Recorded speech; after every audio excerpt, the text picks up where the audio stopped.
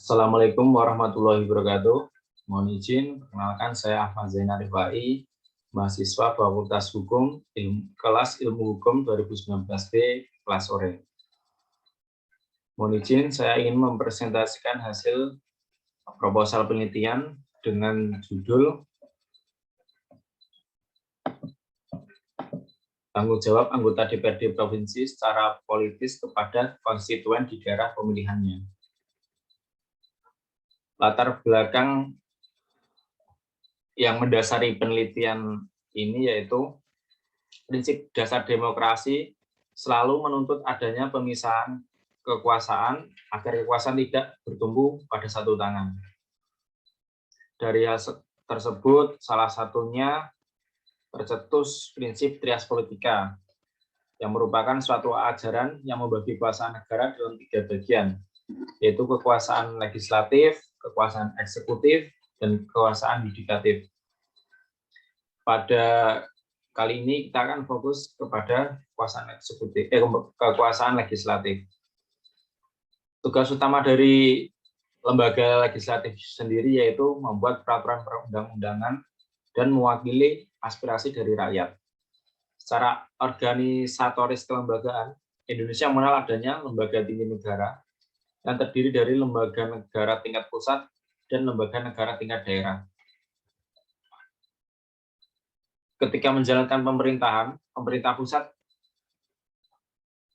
melaksanakan urusan pemerintah tidak mungkin bisa melakukan sendiri, sehingga perlu adanya bantuan dari pemerintah daerah melalui desentralisasi.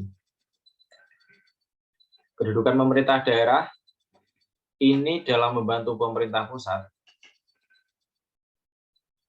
Pada Undang-Undang Nomor 17 Tahun 2014, Pasal 324 huruf K memuat ketentuan bahwa anggota DPRD provinsi berkewajiban untuk memberikan pertanggungjawaban secara moral dan politis kepada konstituen di daerah pemilihannya. Apabila kewajiban ini dilanggar, akan dikenai sanksi berdasarkan keputusan Badan Kehormatan.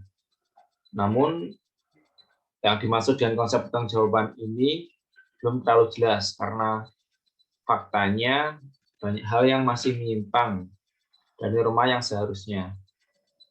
Ada banyak pelanggaran yang dilakukan oleh anggota dewan, misalnya saja terlibat kasus KKN. Namun, bentuk real dari pertanggungjawaban politis ini, serta sejauh manakah pertanggungjawabannya, selama ini tindakannya masih sangat lemah. Rumusan masalah berdasarkan latar belakang yang telah diuraikan tadi, maka penulis merumuskan permasalahan sebagai berikut.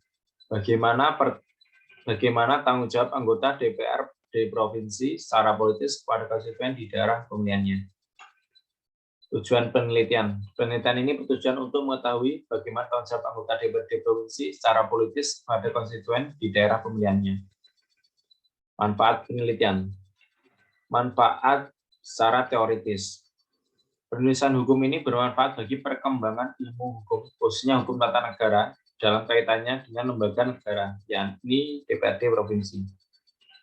Manfaat praktisnya, secara praktis hasil penelitian hukum ini diharapkan dapat memberikan informasi dan masukan bagi yang pertama, bagi DPRD provinsi dan anggota DPRD provinsi secara khusus, untuk dapat lebih memperhatikan kepercayaan yang telah diberikan serta dapat mempertanggungjawabkan segala perbuatannya kepada rakyat pemilihnya. Dan yang kedua, bagi masyarakat, supaya turut serta mengawasi setiap perilaku anggota DPRD provinsi dan mengawasi konsep pertanggungjawaban secara moral maupun politis dari yang bersangkutan demi tegaknya hukum dan keadilan. Tinjauan pustaka.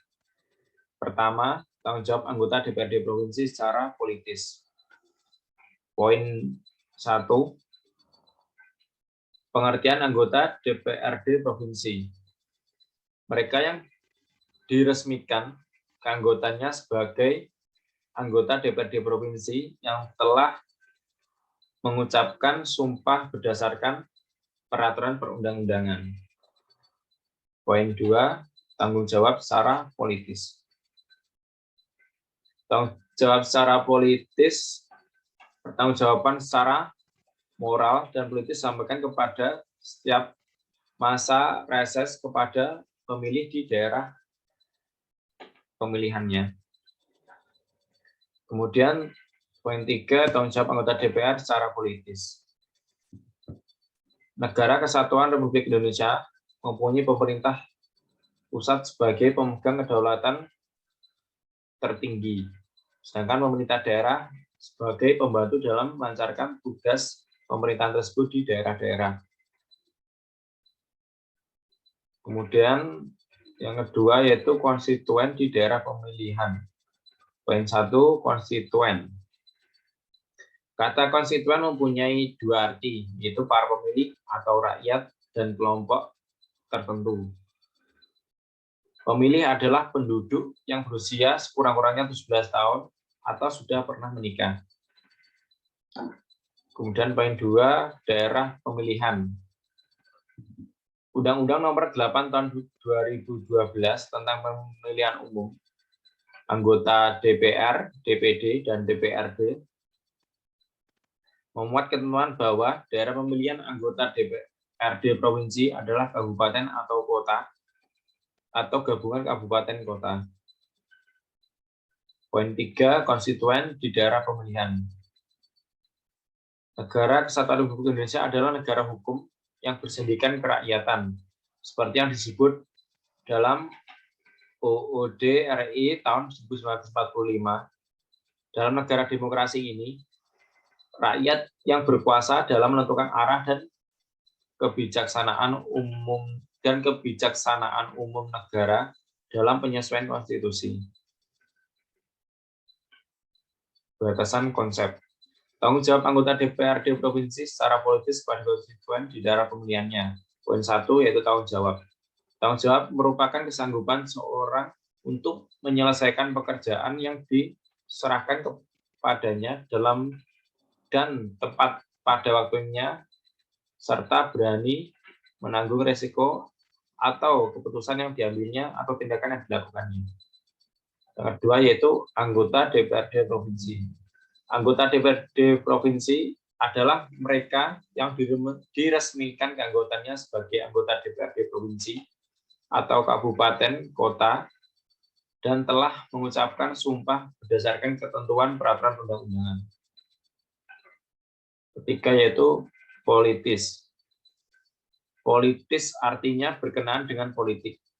Politik sendiri yaitu hal-hal yang berkenaan dengan tata negara atau cara bertindak.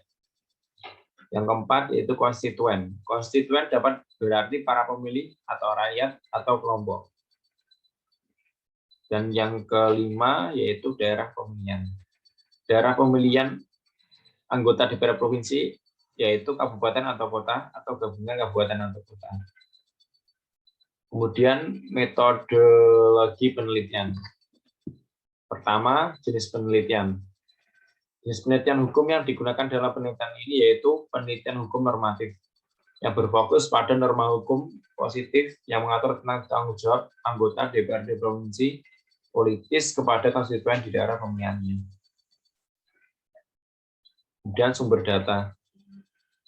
Pertama, sumber data primer, yaitu Undang-Undang Dasar Negara Republik Indonesia tahun 1945, pasal 1 ayat 1, Undang-Undang Nomor 23 tahun 2004 tentang Perda pasal 95 ayat 2, dan Undang-Undang Nomor 17 tahun 2014.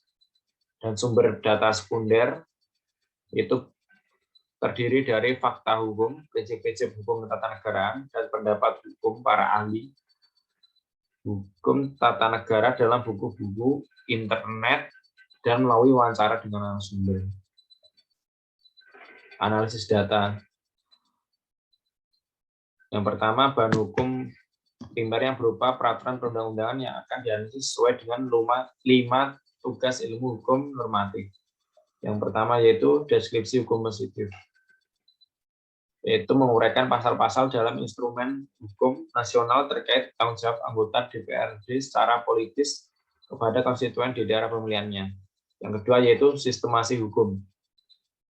Sistemasi hukum positif yaitu secara vertikal atau horizontal untuk mengetahui ada tidaknya sinkronasi atau harmonisasi di antara peraturan perundang-undangan. Kemudian yang ketiga, analisis hukum positif. Analisis hukum positif mengkritisi peraturan perundang-undangan, sebab peraturan perundang-undangan itu open system. Dan yang keempat yaitu interpretasi hukum positif, yaitu menafsirkan peraturan perundang-undangan. Dalam hal ini interpretasi dengan interpretasi gramatikal, interpretasi sistematisasi, interpretasi teleologis. Dan yang terakhir itu menilai hukum positif.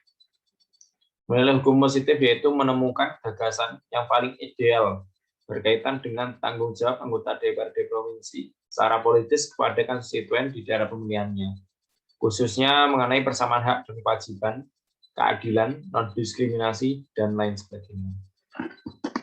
Bahan hukum sekunder yang berupa pendapat hukum yang akan dideskripsikan, dicari persamaan dan perbedaan pendapat untuk menganalisis bahan hukum primer. Proses berpikir atau prosedur bernalar. Proses berpikir yang digunakan yaitu deduktif, yaitu proses berpikir dari hal-hal yang bersifat umum pada hal yang bersifat khusus. Dalam hal ini, yang khusus merupakan hasil penelitian diperoleh dari narasumber, yang umum berupa peraturan perundang-undangan mengenai tanggung jawab anggota DPRD provinsi secara politis kepada konstituen di daerah pemilihannya. Sekian presentasi dari saya, kurang lebihnya mohon maaf, dan terima kasih. Wassalamualaikum warahmatullahi wabarakatuh.